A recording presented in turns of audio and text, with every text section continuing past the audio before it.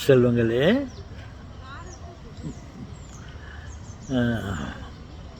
காலை வணக்கம்.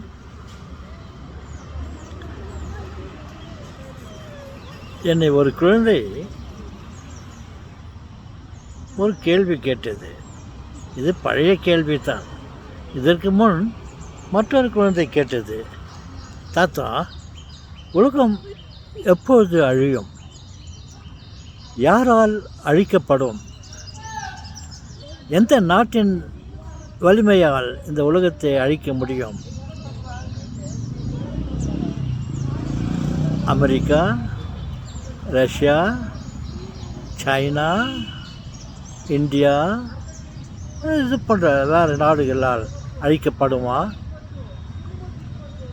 என்று கேட்டார்கள். இல்லை செல்வங்களே, இந்த உலகத்தை அழிக்க எந்த கொம்பனும் பிறக்கவில்லை.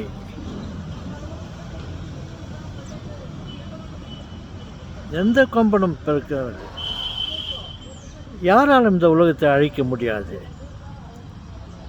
உலகே மாயும், வாழ்வே மாயும். அப்படி என்று ஒரு பாட்டை கேட்டேன். அதில் ஒன்று உண்மை. வாழ்வே மாயும், அது உண்மை. உலகே மாயும், அது தப்பு. உலகத்தை படைத்த இறைவன் உலகத்தை அழிக்க விடுவாரா?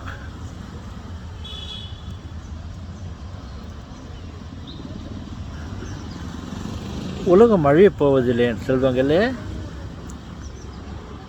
நமக்குள்ளே ஏற்படும் சில கருத்து வேறுபாடுகளால், சில பிரச்சனைகளை சண்டை போடுவதால் மேல்வாரியாக உலகத்தின் மேலே இருக்கும் மனித படைப்புகள்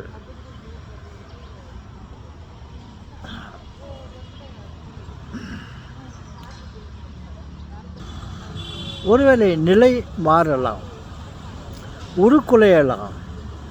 ஆனால் உலகம் குலைப்படாது, உலகம் அழியாது.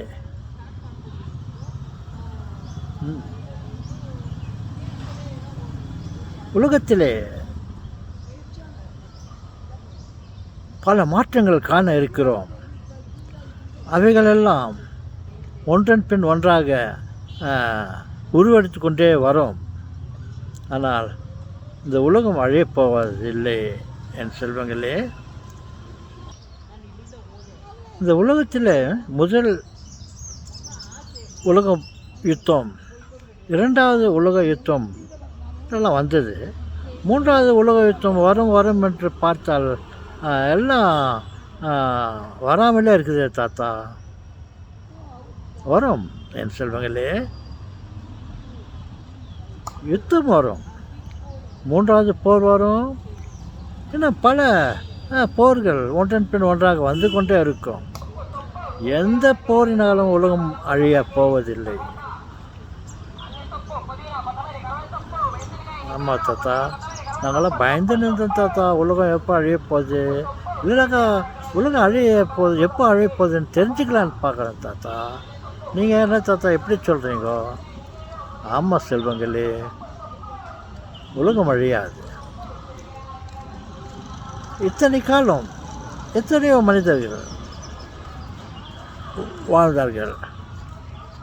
எதிர்காலத்திலும் பல மனிதர்கள் வாழ வேண்டும் இல்லையா? அவர்களுக்கு வாய்ப்பு வேண்டும் இல்லையா? உலகம் அழியாது. சரிங்க தாத்தா. அதான் தாத்தா உங்களை கேட்டேன். யாரை கேட்டாலையும் உலகம் அழியும் உலகம் அழியும்னு சொல்கிறாங்க. உலகம் அழியாத தாத்தா, அழியாதுடா செல்வங்களே. உலகத்தில் பல மாற்றங்களை நாம் காண இருக்கிறோம். காத்திருங்கள்.